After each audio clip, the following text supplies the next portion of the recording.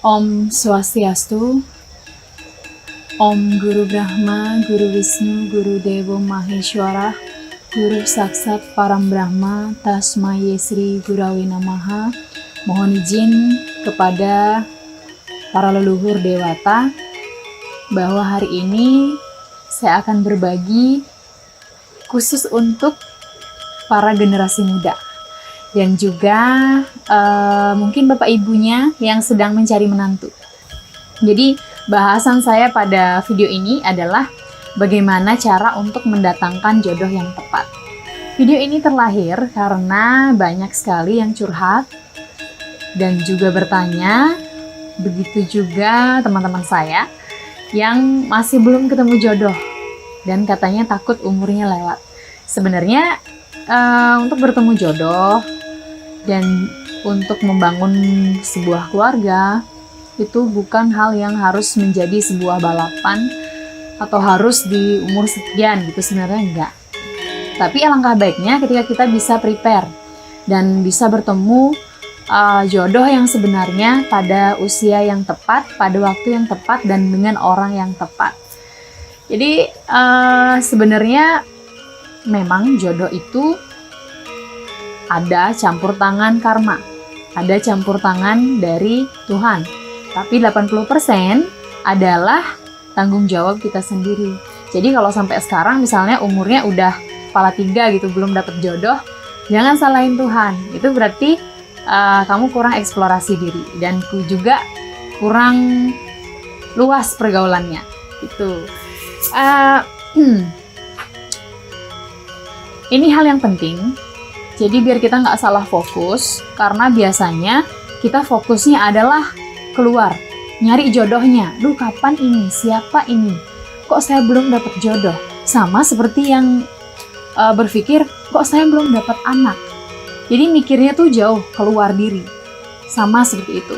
Dan sebuah bayangan juga ketika seseorang yang belum memiliki pasangan menggunakan waktunya siang malam untuk meratapi diri karena belum mendapat jodoh.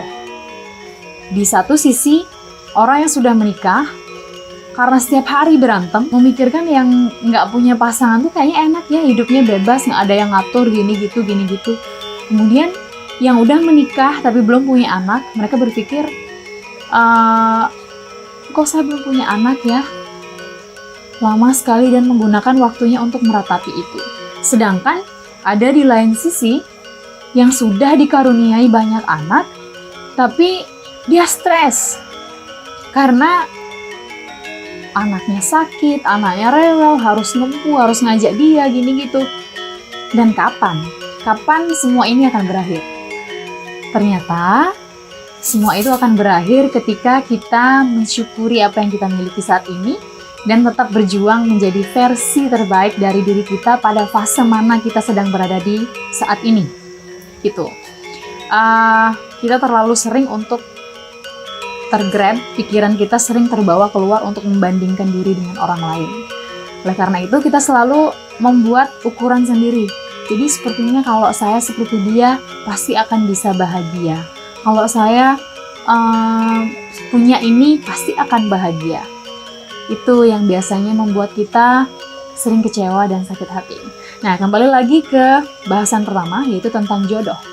Saya punya 4 tips untuk teman-teman yang sedang dalam tahapan mencari jodoh, atau juga bapak ibu yang sedang dalam tahapan mencari menantu. Jadi, biar tepat, didik anaknya tuh kayak gimana gitu. Nah, biasanya ini untuk yang udah mulai di atas 25 ya, udah mulai berpikir. Jadi ada 4 hal yang harus diperhatikan. Yang pertama adalah membangun kebersihan.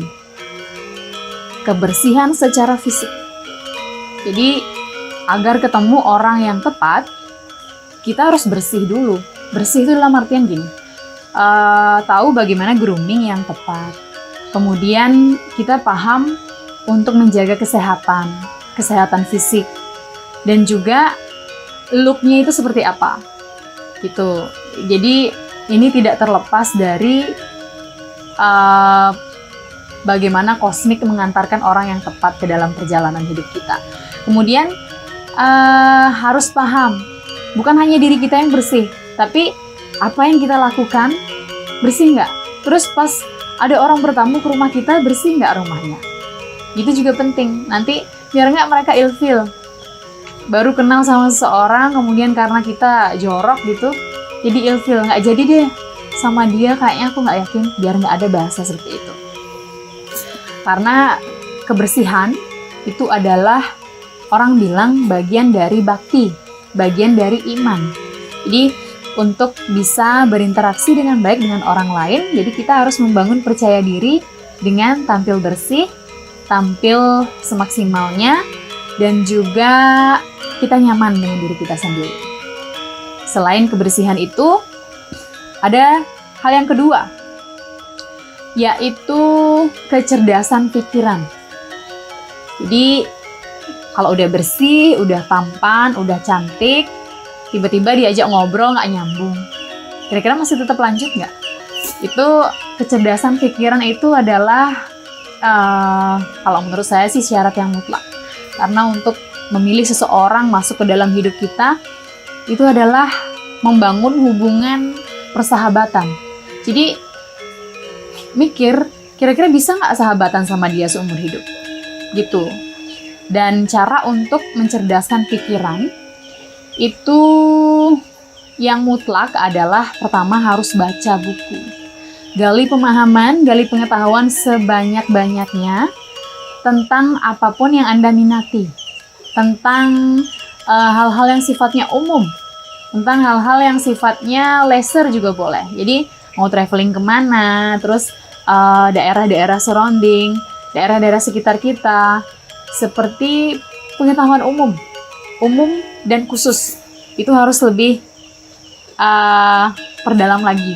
Jadi ketika ngobrol sama seseorang, kita enak diajak ngobrol, dan kita memang nyaman dengan diri kita sendiri, memahami banyak hal. Itu karena salah satu penopang yang kuat dalam mencari jodoh itu adalah how to attract. Bagaimana kita membuat orang tertarik sama kita. Dan untuk membuat itu harus percaya diri. Dan percaya diri itu lahir dari kenyamanan kita dengan diri kita sendiri, juga pemahaman yang kita miliki untuk kita share. Itu. Nah, yang kedua ini, di dalam kecerdasan pikir, di sana juga ada kecerdasan emosional. Jadi yang dimaksud emosional itu apa? Ini hubungannya dengan karakter.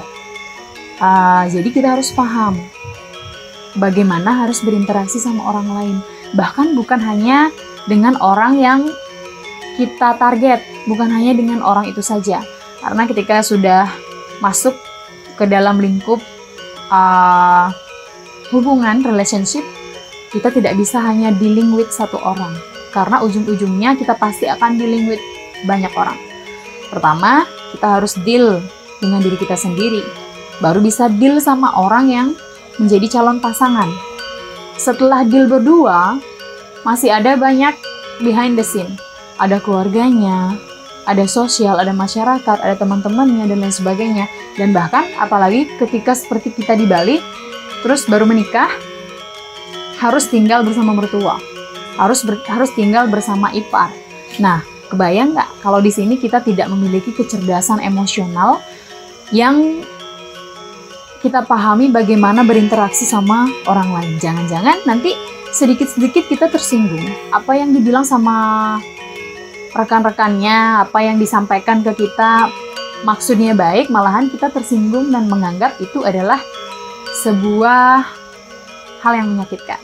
Itu juga bahaya. Makanya kecerdasan emosional harus tahu kapan kita harus diam, kapan kita harus ngomong, apa yang harus kita bicarakan, caranya seperti apa, bagaimana caranya menyampaikan kebenaran biar tidak menyakiti perasaan orang lain, bagaimana caranya membuat orang bisa nyaman ngobrol sama kita, terutama ketika itu tadi sudah bergabung di sebuah lingkaran keluarga yang baru. Jadi urusan itu bukan hal yang main-main, Karena ketika satu kali Anda memutuskan untuk masuk ke kehidupan seorang, kehidupan keluarga seseorang, Anda tidak bisa get back, kemudian udah menikah tiba-tiba nggak suka, terus tiba-tiba bilang, ya udah selesai sampai di sini. Tidak semudah itu. Hanya belajar untuk arrange penerimaan yang lebih lebar dan juga terutama menyelesaikan masalah. Taking decision, mengambil keputusan dan menyelesaikan masalah. Itu adalah dua hal yang sangat penting dalam kecerdasan emosional. Kemudian yang ketiga, membangun kemandirian secara finansial. Jadi kemandirian ini selain tadi tentang emosional, secara finansial juga sangat perlu. Bukan itu maksudnya materi, no. Memang zaman sekarang apa yang bisa kita lakukan tanpa kita mapan dalam finansial? Jadi pergunakanlah waktu saat ini untuk benar-benar membangun diri. Pertama, ketahui diri Anda sendiri. Passion Anda apa? Sukanya kerja apa? Jadi biar pekerjaan juga adalah bagian dari seperti kita milih jodoh. Ketika kita milih kerjaan yang tidak kita sukai, nanti ujung-ujungnya sakit hati dulu. Ujung-ujungnya ngeluh terus. Itu. Ketika sudah dealing dengan diri sendiri, paham apa yang saya sukai, karir bangun dengan baik. Jadi daripada meratapi kapan saya dapat jodoh, lebih baik perdalam skill dalam karirnya. Bangun karirnya dulu dengan baik. Ketika on a peak moment, you will find someone that really love you. Jadi ketika dalam fase yang sudah kamu nyaman dengan dirimu sendiri, sudah merasa maksimal, ketika kamu saat itu mendapatkan pasangan, dia adalah orang yang terbaik. Gitu. Dan salah satu alasan juga kenapa finansial ini sangat penting. Jadi dari banyak sekali orang yang datang dan curhat ke Pasraman, dan juga pengalaman-pengalaman orang lain, itu yang saya analisa, persoalan yang paling banyak terjadi di dalam keluarga yang sudah dibangun itu adalah urusan finansial. Jadi kadang-kadang urusan ini itu masalahnya uang. Biar itu tidak jadi masalah yang basic ya dalam keluarga. Karena kalau itu sudah menjadi masalah, sepertinya roda rumah tangga tidak akan sehat. Gitu. Karena finansial itu adalah hal yang sangat mendasar bagi siapapun. Karena itu adalah energi, itu adalah bensin. Ketika itu tidak ada, apapun tidak bisa berjalan dengan lancar. Gitu, tersendat-sendat. Karena ketika kita membangun sebuah keluarga, ada anak, ada anggota-anggota lain yang ada di dalamnya, at least ketika kita mandiri secara finansial, kita bisa membangun kebahagiaan-kebahagiaan lain bersama mereka. Tidak hanya di saat sudah bersama, malahan habis waktu untuk menggali finansial yang karena kita kurang. Jangan terjadi sampai seperti itu. Jadi biarlah ketika ketemu jodoh, biar Anda sudah matang. Ini berlaku untuk laki-laki dan perempuan. Jadi calon ayah dan calon ibu itu harus bisa mandiri agar bisa muncul saling ketergantungan, bukan bergantung pada satu orang. Hubungan yang mulai tidak sehat itu ketika kita sudah mulai bergantung pada satu orang. Dan ketika mulai sudah ada kemandirian, laki-lakinya mandiri, perempuannya mandiri, jadi bisa berjalan menjadi diri sendiri, bisa berjalan bersamaan, dan semua serba fit, serba nyaman. Gimana aja ditaruh itu pasti nyaman. Apalagi kedua-duanya mapan dalam emosional. Jadi hubungan itu akan terasa sangat menyenangkan. Bahkan ada banyak proyek-proyek yang bisa diselesaikan bersama. Proyeknya itu bisa jadi membangun usaha bersama, kemudian membesarkan anak dengan cara seperti apa.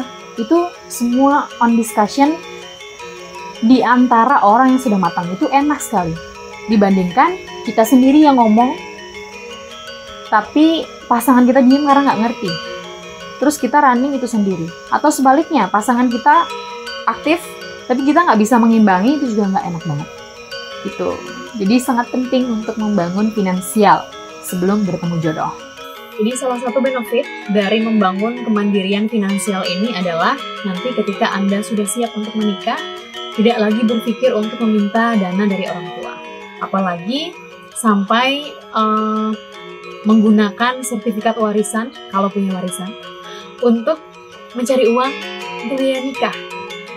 Itu sangat kita sayangkan, bahwa perlu kita sadari bahwa perjalanan setelah pernikahan adalah jauh lebih penting daripada kemeriahan pesta satu malam dalam pernikahan. Jadi pastikan Anda benar-benar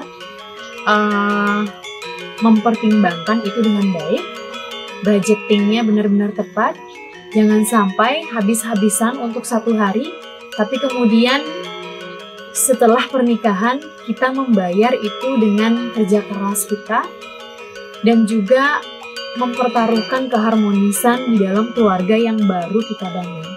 Jadi itu adalah catatan untuk kita semua, agar benar-benar membangun pre-wedding dengan baik. Merencanakan dengan baik bagaimana sistemnya secara keseluruhan, apa yang boleh dilakukan, apa yang tidak boleh dilakukan, apa yang harus ditingkatkan, apa yang harus dikurangi. Gitu. Jadi ketika ini kita salah menentukan skala prioritas, taruhannya adalah perjalanan pernikahan kita. Gitu. Dan ini adalah hal yang tidak biasa bagi kita di Indonesia, apalagi di Bali. Mulailah dari diri kita untuk belajar merencanakan. Karena kita ketika berhasil merencanakan, ternyata 50% pekerjaan sudah selesai. Gitu. Bangunlah pre-wedding dengan tepat. Jangan hanya fotonya aja, foto pre-wedding, tapi secara mental, secara kesiapan fisik, secara keseluruhan kita memang benar-benar siap. Kemudian yang terakhir adalah membangun kecerdasan spiritual. Jadi spiritual itu bukan hal yang jauh. Spiritual itu bukan tentang suatu yang gaib yang tidak bisa kita lihat. Spiritual itu bukan tentang benda-benda tertentu di luar diri kita, tapi adalah pemahaman hidup secara matang dan holistik. Di semua lini dapat kita kuasai. Dan segala tindakan kita setiap hari, tindakan kita berhubungan dengan orang lain, tindakan kita dalam pekerjaan, kehidupan secara menyeluruh, itu menerapkan nilai-nilai spiritual. Nilai-nilai spiritual. Ketika kita berkumpul bersama keluarga, secara fisik kita memang berkumpul dengan keluarga. Tapi nilai di dalamnya adalah sebuah kebersamaan. Ketika kumpul ada kebersamaan nggak? Jadi apakah ngumpul semua main HP aja? Atau memang ada sebuah interaksi yang membahagiakan? Jadi nilai inti itulah yang disebut dengan nilai spiritual. Jadi itu yang perlu kita bangun. Kita tidak lepas dari kosmik semesta, tidak lepas dari karma, tidak lepas dari terus juga membangun kehidupan secara utuh, secara holistik. Dan kita tidak bisa lepas dari perjalanan sang jiwa yang sebenarnya. Jadi menemukan jodoh, berumah tangga, kemudian menjalaninya secara utuh, itu adalah bagian dari soul journey, perjalanan jiwa, mau seperti apa. Ketika di sana kita mampu dengan tepat menentukan pilihan, mampu dengan tepat meletakkan harapan, hope, maka perjalanan jiwa ini juga sangat berpengaruh. Terutama untuk membangun kehidupan yang penuh dengan kesejahteraan, penuh dengan kebahagiaan yang tanpa syarat. Jadi kondisinya seperti apapun, kita tetap mampu berbahagia dan melihat persoalan itu dengan perspektif, point of view yang objektif. Jadi tidak selalu masuk dengan ego kita, tapi dengan nalar, dengan kecerdasan dan dengan kebijaksanaan yang tepat, sehingga mampu melahirkan kehidupan yang sejahtera. Tujuan akhir dari hidup itu adalah moksa. Moksartam jagadita yacha iti dharma. Jadi untuk moksa atau pelepasan itu kita harus sejahtera dulu. Kita harus berbahagia dulu di dalam dunia ini, dalam kehidupan kita ini. Karena sebenarnya moksa itu tidak jauh-jauh, yang sebenarnya adalah bagaimana kita melepaskan diri dari segala bentuk kemelekatan yang menyakiti kita. Jadi abhyasa vairagya. Ketika kita mampu melakukan hal yang luar biasa, disiplin, ada ngototnya untuk berhasil, kemudian ada tough-nya, ada ketangguhan di sana, tapi di lain sisi kita mampu melepaskan. Jadi kita mampu melepaskan ketika itu memang sudah di luar kendali kita. Itu adalah moksa yang sebenarnya yang paling dekat dengan kita. Jadi ketika kita mau belajar tentang hidup yang lebih baik, jadi mulainya dari mana ya? Mulainya dari sini. Dari mana Anda saat ini, dari mana kondisi saat ini, termasuk bagi teman-teman, bagi adik-adik yang masih mencoba untuk menemukan jodoh. Jadi jodoh itu adalah sebuah lompatan yang bisa membawa Anda menjadi bahagia seumur hidup atau jadi menderita seumur hidup. Jadi bangun diri mulai sekarang, berhenti menunggu, mulai membangun diri. Baik, terima kasih atas perhatiannya. Itulah dia tadi 4 hal yang harus diperhatikan dalam menemukan jodoh. Semoga bermanfaat dan mohon maaf apabila ada hal yang kurang berkenan, itu adalah sebatas keterbatasan saya. Om Santi Santi Santi Om.